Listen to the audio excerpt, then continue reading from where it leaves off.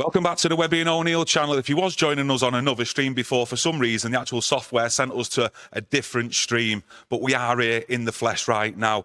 We're going to be discussing a pivotal moment possibly in Erik ten Hag's future as Ratcliffe, Glazers and the United execs all discuss the future of the football club, with the main talking point set to be on Erik ten Hag's future at Manchester United. Please get involved in the chat as usual, Reds. We're going to discuss it and try and give the best of our opinions on today's talking points. But how are you feeling? You've got a smile on your face. I love it when you've got a smile on your face. Yeah, I've got a smile on my face, as I was saying. I'm tingling all over. I'm anticipating what's going on. It's building up the pressure. But Erik ten Hag, another pivotal moment in his career at Manchester United being discussed today. I'm not sure which way it'll go. We know that they were meeting yesterday. The execs from INEOS, Joel Glazer, discussing all sorts of things. But today, it's pivotal for Erik ten Hag. That will be the main topic. I know there's other issues and all that. But what I want to see, I don't want to see it drag out like it did. I thought it was very poor in the summer, the way Sir Jim Ratcliffe and his team dealt with it after the FA Cup final. They weren't acting like a big club, and hopefully they'll have learnt from that. So whatever decision's made, and I don't think that decision will be made today. I think it might come out tomorrow. But when that decision is made, I want a full, detailed explanation of what's been said, why it's been said. If they make a decision one way or the other, you just want a full, clear statement, and it wasn't given last time. Just like to say hello back to everyone in the chat. We are back, like I said before. For some reason it connected us to a totally different stream, but we are here live. Gremlins. Currently, Gremlins, them ghosts about. A lot of people are mentioning that a potential sticking point in getting rid of ten Hag is the amount of money it'll cost Manchester United to get rid of him. I've seen reports out there, just like yous, saying £17 million. Do you think that's really an issue? No, I've never felt that's an issue, £17 million. I think they'll just carry on paying Erik ten Hag's wages and then deal with the 1 year extended, what they put on him, and deal with that at the end of the season and just pay him off when finances come a little bit more freer. Yes, we know the finances are really tight at Man United. Reports there that they're on the edge of this PSR finance thing. But 17 million, that won't be a problem. And I think Erik will just accept getting paid and then just get his 1 year payoff. Squire 7. That's if he gets sacked. Squire 7, back in the room. We are indeed with everyone else. Keep getting your opinions in. I can see all the comments still coming through. We'll touch on him shortly. A lot of us out there would have seen the same video with Sir Jim Ratcliffe last week discussing Erik ten Hag, his future, but also who holds the key decisions in Erik ten Hag's future. And he sort of like put it away from himself that it's up to like the likes of Dan Ashworth, Barada. But we're also seeing some news today that it will be Sir Jim Ratcliffe with like the final say with Joel Glazer, and they'll go off the recommendations of Barada. Now, what do you think of Sir Jim Ratcliffe and what you've seen, you've heard of him over the last few weeks, the few months on the manager? Do you actually think he wants to keep Erik ten Hag himself? Look, I'll go on the decision. Who's making the decision? Listen, you can't discount the Glazers. Yeah. They're the majority owners. Yes, they're running the football club, so Jim Ratcliffe and INEOS and that. But any big decisions like this, I think they have to consult Joel Glazer. I think he will make the decision. He's the majority owner. He might, we don't know, he might want to keep him. We don't know. But I'd be very, very surprised if Joel Glazer doesn't have the final say. Yes, we know they're running the football side of it. They're responsible for it. But overall, the Glazers are responsible for the club. They're the men who are in charge. So I think some people might get a shock here. I would be very surprised if it's just left to someone like Omar Barada. If you sat in that meeting with Ratcliffe, Glazers, United execs, and you want in Erik ten Hag to stay, what's your positives? What's your, what is it you've looked at with Erik ten Hag since he's walked through the door to throw on the table in front of everyone and say, this is why he needs to stay, and this is why he's the manager for the rest of the season? I think... what positives is there? What can you point to this season or in the last 12 months where you can say, this man is definitely the man to take Manchester United forward? I think when you look at it, I think they will look at it completely different than what a fan does. they will look at what's going on inside the club, the problems inside there with certain players. Yes, we know there's disagreement with players and that. They're on long contracts, expensive contracts, and they can't do anything with them. They've backed him. That's the sign. I like that sign. They have backed him this summer. They've brought in players. They're going along with it. It's their ideas now to bring in young players. Erik ten Hag's going along with that. But I think what it is, they will sort of turn around and say it's too early to judge what's going on, and to implement what they've set out will take time. And I think that's how they will look at it. I think they'll look at the long-term strategy and say, right, Erik's implementing what we want. And that's what he's doing, Erik ten Hag.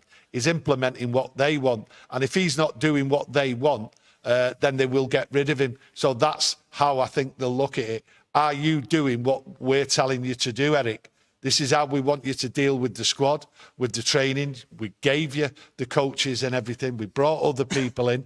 Are you doing what we want? Are you on board? And if they see that or think that he's not on board going forward with the long-term strategy, then they will turn around and say, right, he's not the man for us. Let's cut our losses now. That's what might happen. Man United 14th in the Premier League, 8 points from 7 games, the worst Premier League start from some stats that I've seen. Well, it's just not good enough though, is it? You talk about long-term strategies. As fans, we want to see results and performances on the pitch, and we've just not been seeing that. No, it's not acceptable. Never acceptable. Doesn't matter if we'd have won at the weekend, lost or whatever. Being 14th is not acceptable for Manchester United. It's the worst run we've had for a long, long time. It's not acceptable. But do INEOS see something and say, Erik's building something? Doesn't look like it from face value when you look at 14th and it's the worst start. Is there reasons? I don't know what's going on behind the scenes, but only INEOS know, the people what are dealing with the football side of it. Is this all down to Erik ten Hag? They may see that it's not. They may see other problems. They've already discussed that there's major problems inside Manchester United. You would actually say, though, there is major problems with, well, in his term, he likes the buzzword of rotation, doesn't he? And the rotation we've seen against Aston Villa, taking his 2 first-choice centre-halves out, putting them on the bench, bringing in Harry Maguire and Johnny Evans, who I thought played very well together, to be quite honest with you. There's been other rotation examples, like with Marcus Rashford, other players as well. So that surely boils down to the manager in his decision-making. Well, it's the rotation what's baffling us all. You know, the last few games and that, you've seen substitutes made and they've made no difference. And he's used the word, well, I brought him off, or I've had him on the bench for rotation. At this moment in time, it doesn't make sense when you're using the word rotation. We're having an international break. Well, why do people need to be rotated? He seems to be strange in it. And are they agreeing with it? Are they accepting that? Or are they baffled like a lot of us are? Because we are baffled, a lot of us, by his usage of the word rotation for certain things what are going on. And when you look at Marcus Rashford, he's had a very poor 12, 18 months. And then he gets suddenly a little bit of a boost by scoring goals, and then suddenly gets dropped, gets taken off. Rotation is the word. Baffling, really. But that could be his downfall if they've just thought, where's all this coming from? It doesn't suit what's going on here. It doesn't. We don't believe this is rotation. Is there other issues? And they might know if there's other issues, and that might be his downfall.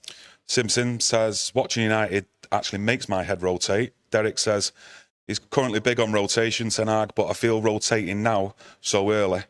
Get your top team playing together for a string of games, and I've always said that myself. Surely you put out your strongest team, and if you need to rotate, you know, surely you can do that if you get into a good position, if you're winning by a goal or 2 goals, and then start rotating the last 20 minutes. Give players a breather and keeping them fresh for the next game.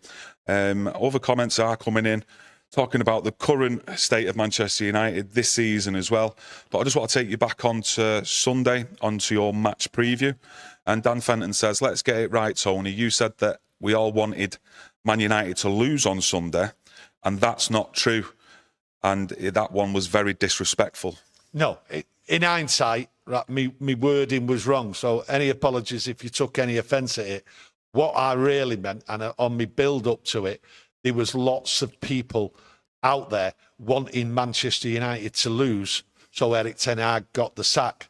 Anyone who thought, which I've seen plenty of comments over the weekend, Friday, Saturday, what people were putting in thinking, oh, I'm afraid to lose, I think we're going to lose and all that. That's fine, that's acceptable. I've done that all my life. So my phrasing wasn't quite right. So I do apologise for anyone what watches us on a regular basis. I didn't aim it at everybody. What I did, I aimed the point that no football supporter, especially a Manchester United fan, should go into a game wanting Manchester United to lose so the manager gets sacked.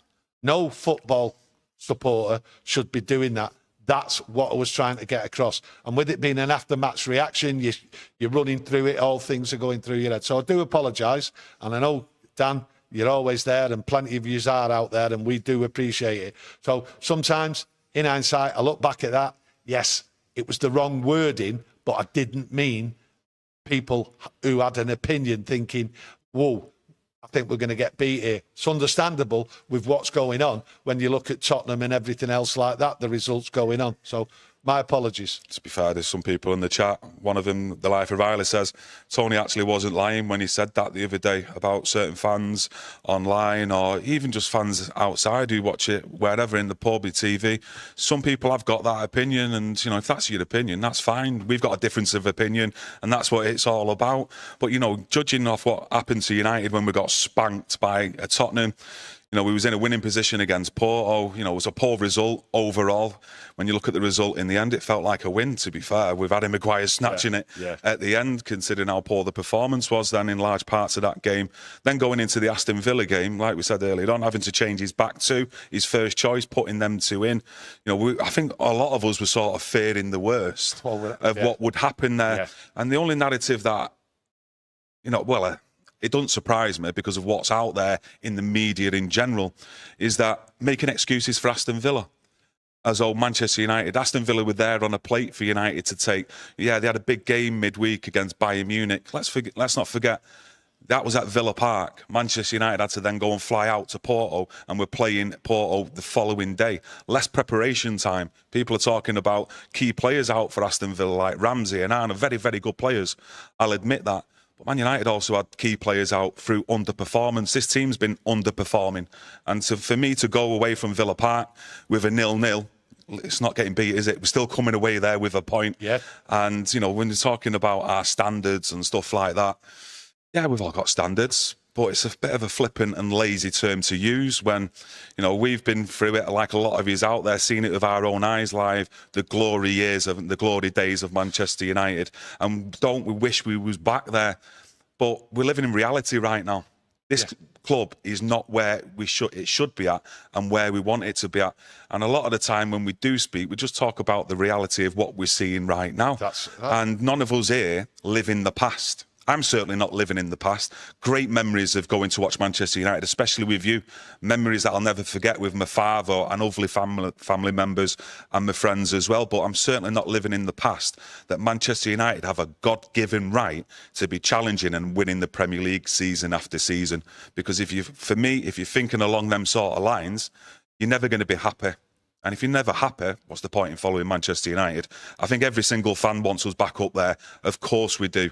The size of the fan base, the history that the club's got, we all understand it, and we can all get a little bit emotional sometimes. Of course we can. We can lose the plot. We can lose the plot like that because of what we've seen. And a few of the performances this season has nowhere been at it, from the manager making his decisions, his in-game management, the players as well. One player I'll just pick out, Delo giving up against Tottenham, putting his hand up. And there's been loads of instances like that throughout this season. But it's up to the manager, and the buck stops with the manager. Yeah. It's just that is the issues going on behind the scenes that we're not fully aware of as Manchester United fans, that we can't see and probably shouldn't be able to see, that are going on that's bigger than the manager.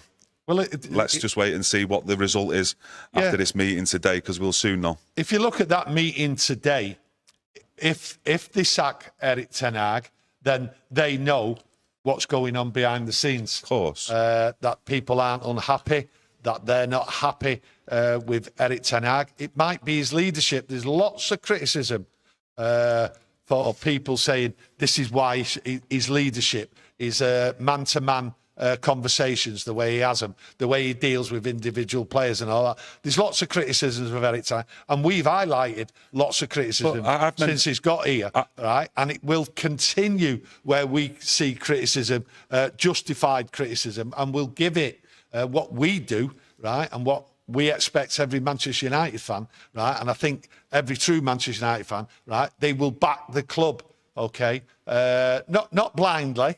Right, you've got to have faith. Always have faith. You get up in the morning, you go to the game, or you get up and you're getting ready to watch it. You have to have faith, and that's what we are.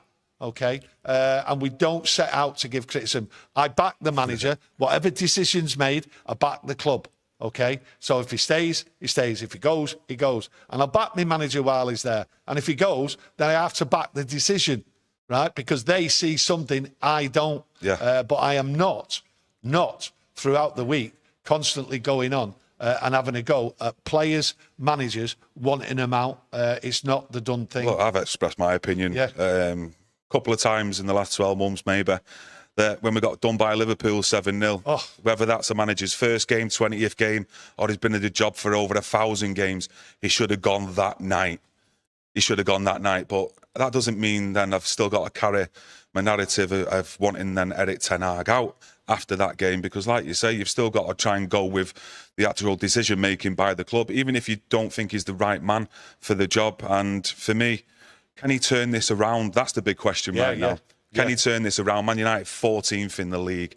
I'm not too sure he can. I am not fully confident that he can turn it round, just based on his own decision making in games, his selection process, and some of his signings that he has actually made not actually performing for him.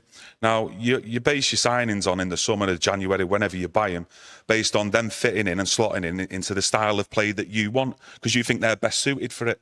And it doesn't look like a lot of these players are best suited for it. You look at the Aston Villa game, to me, it was a battling performance. You know, every player on that pitch that day, well, from the starting 11, of course, I thought put in 100%. We did drop a little bit deeper. You've seen the two in midfield, Eriksen and Manu. They didn't go like marauding forward like we do see, leaving big gaps in the midfield. But I think that was a tactic from Ten Hag, because he knew he had no pace in the centre-half positions with Maguire and Evans there. So it actually worked out in a way. I mean, if we'd have gone the usual let's go gung-ho sort of thing, like we do see ping-pong football from Erik Ten Hag, we probably would have got beat by Aston Villa that day. I think. But he looked at it, and you've seen on the sidelines with Erik Ten Hag and Ruud van Nistelrooy, both having them out with each other. They were proper having a conversation there with each other, weren't they? But I want to see that. Well, I want decisions being asked of, you know. Yeah, you want to see engagement, people engaging. We don't usually see that. You want to see, it's like cold enthusiasm. But what it is when you look at INEOS and the Glazers talking today, one of the things they will look at and ask themselves with all the notes they've got and, you know, everything what's going on. Can Erik Ten Hag get this team scoring goals? Now, when you look at that issue, it's very difficult to sort of like say, yeah, it was really good last year or the year before, right? And there is criticism, and we give criticism. We know you give criticism, quite rightly so, that the wingers don't give it the centre forward, or the centre forward doesn't do this. We are not scoring goals. So when it comes to Sunday, we're not blind to the fact that we're 14th. Okay, we're not scoring goals. It's the worst start, but we've got to start scoring goals. And that's the critical thing, I think, everyone should look at. Is Erik Ten Hag going to get these players scoring goals? And Sir Jim Ratcliffe, Omar Barada, everything, they will be deciding that his tactics in training and on the pitch, is it the right tactics to get these people scoring goals? And they might think not. They might think yes. The thing is as well, you'll have people on the coaching staff like Van Nistelrooy, Hacker, even Jason Wilcox, giving suggestions, opinions on what they've been seeing on the previous games, and maybe in how they should do things tactically in the following game. So I think you had Laurie Whitwell on here, was it about a week or 2 weeks ago? And he was talking about how Van Nistelrooy is a heavy presence in training, taking training sessions, etc. Yeah, but the thing is, everyone's getting involved in the training sessions because we aren't doing it. And when you get too many people in, you know, too many cooks spoil the broth. That's the old saying. That might be the problem there. I actually don't think Jason Wilcox is getting involved. I think he's observing. Just chatting away, seeing what's going on, sort of asking questions, but not physically getting involved. I think there's a lot of eye-watching from Jason Wilcox, trying to understand how Erik ten Hag is going to turn this around. And the thing is, that is the big question. How are we going to win games if we're not scoring goals? Major problem going forward. It's all right having a battling display at Aston Villa, defending. I mean, if you look at Onana, it looked comfortable because they were battling in front of him and he understood what was going on. But that's no good. It's no good for us going forward. We have to start scoring goals. So they might sort of say, right, let's keep with Erik. This might be a way to go forward, what they think of. Right, let's keep Erik, but with a caveat. You better start scoring goals because we're going to look at it again in Christmas. Because if we're not scoring goals by Christmas, where will we be? Well, we won't be 14th. How's it going to look? That's how I see it. The thing is to get rid of him now as well. Like, really, the focus and the question should be on INEOS of, well, why did you come to the decision to keep him then in the summer? Why was it before the Liverpool game you was coming out with such strong backing? For Erik ten Hag in Omar Barada and Dan Ashworth, that he is the right man to lead this process that they're currently under, Manchester United. And then to sack him now, that just shows you that the plan that they've actually got, you know, for me, it's big question marks over. And you've also got to look at, well, it's not Omar Barada and Dan Ashworth involved, but INEOS's leadership at Nice, you know, the managers that they've had in charge since, 2019. I think they've roughly had about 7 managers there, haven't they? I think 2 of them were forced changes because the managers have been poached from other clubs, etc. But, you know, to say that they're definitely going to get this right from the offset, you know, isn't true. I think it's only in fairyland that they're going to get every decision right. I think there's big pressure on Sir Jim Ratcliffe and Omar Barada and the rest of the INEOS team about their integrity. Have they got the right? Have they got the right thing to run this football club? Clearly, a lot of people did not like the way they handled things in the summer with Erik ten Hag. How are they going to handle this? Are they going to look stupid if they sack Erik ten Hag now with all the PR, what we've heard and seen from INEOS? Regarding how they're going to build Manchester United, fight and get them back. We're making the right decisions. If they sack Erik ten Hag, it actually brings in a question of like, well, hang on a minute, what are you doing? This is a long-term project. You was backing him, and then suddenly you've cut it. It doesn't sit well, not with me. And I think that's one of the reasons why they will look at it and sort of say, right, Erik, you're here. It's early on. We've changed things. 7 games. That's too early to sack a manager. That's how they might look at it. Obviously, some people look at it in a different way. Right, Erik, carry on. But by the way, you've got to start getting these players scoring goals, because if they're not scoring goals, Erik, then these are your players. You've bought all these players. You've bought these centre forwards. Yes, we've heard the word. They're there for the future, the long-term future.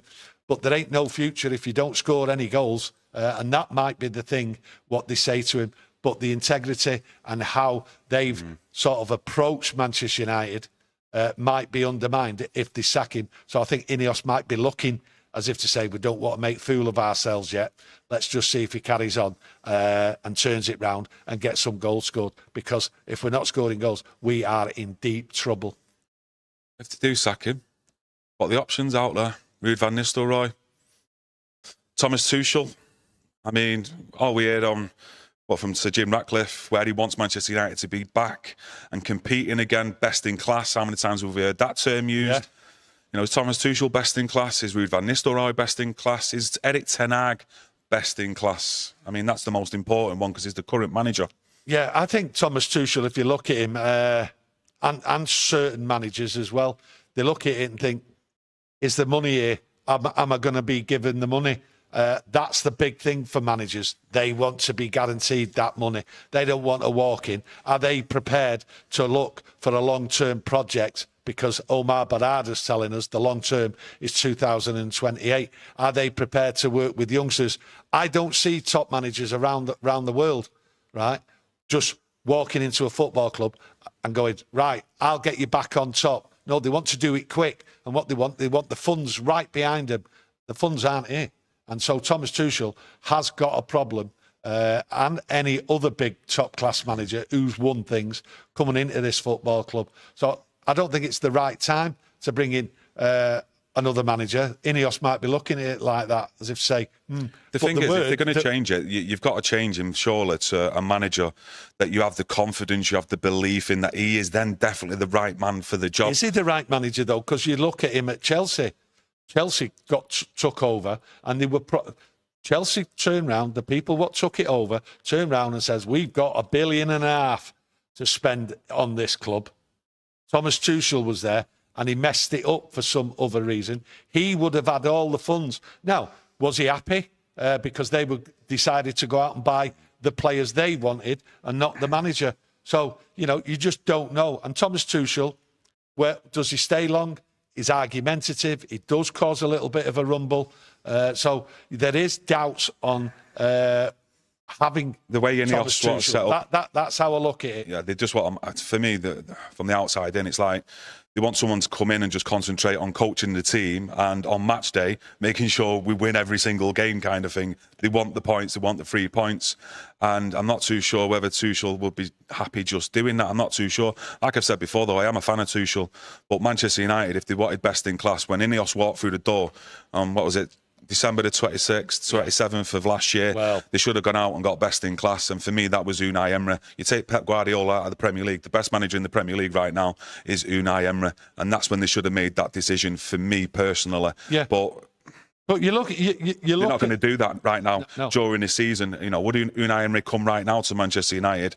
I don't think any manager worth the salt would come right now at this point in the season. At the end of the season, well, I don't see why not. Well, when you look at people talking about Erik ten Hag should have been sacked here, should have been sacked there, I did say when they took over, do not be shocked that as soon as they take over, he's out, because that's what happens in football. And I was actually shocked that they didn't do it. So they kept him, and that's another sort of nail where you say to INEOS, well, you know, you wanted best in class, you know, clean sweep. You knew what was going on behind the scenes. It was carnage and chaos behind the scenes in every department. And that was with Ten Hag as well, with the squad. So you should have just done a clean sweep. So there was another opportunity where Ten Hag says to himself, I got through that one all right. You know what I mean? So that was a pivotal moment for Erik ten Hag. And he's had quite a few. And there's games as well. You know, we mentioned the Coventry game before. You mentioned the Liverpool game. Look, there's games there at Crystal Palace away, 4-0. That was diabolical. Bang, gone. Even recently at Tottenham, that was a sad, sad game, bad game. And people have lost their jobs over games like that. And there's plenty of games he's out there. So Erik ten Hag is a very, very lucky man to have survived with a regime takeover. But he's here, and they're going to look at it. And I honestly believe they're going to keep him with a caveat.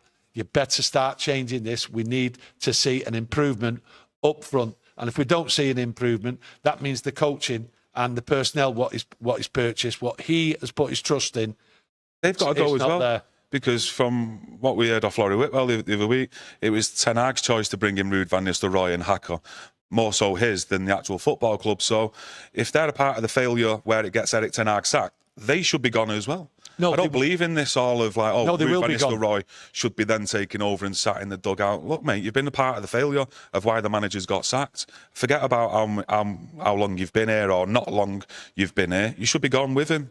Well, I look at it, it's as simple as this. A top manager, right, will get rid of everyone what's there, okay, and bring in his own people. So I don't think there's any debate really of Ruud van Nistelrooy staying there. And when people talk about Ruud van Nistelrooy, if Ten Hag gets the sack, he'll stay as a temporary manager and all that. That, for me, is just not on. That will not work at all because, as Kieron says, he's part of the coaching setup. So he should know what's right and what's wrong, and any decisions what are being made. It's all together. It's Ten Hag and the coaching staff. So they're all culpable, right, for doing what they're doing. There's no, oh, it seems blame it on him. They're all in it together. So if Ten Hag goes, they should all go, and then a new manager comes in, we'll bring in a new team. And that's one of the reasons why, when someone says £17 million to get rid of Erik Ten Hag, it's a lot more than that, because there's a lot more people to get rid of. Just like to thank you all for joining us today, getting involved in the chat. As ever, mixed opinions as usual. It's great to see. Yeah, great. And if you want to support us, smash a like on today's video, and we'll be back either later on. We're going to hang around until about 4 p.m. UK time, just in case there's any breaking news. So if we don't see you today, we will see you tomorrow with another live video. Hopefully Webby's on tomorrow with you as well. Yeah, I've spoke with him, yeah. Yeah. We'll see you all there. You enjoy your day, everyone. Thank you. Thank you.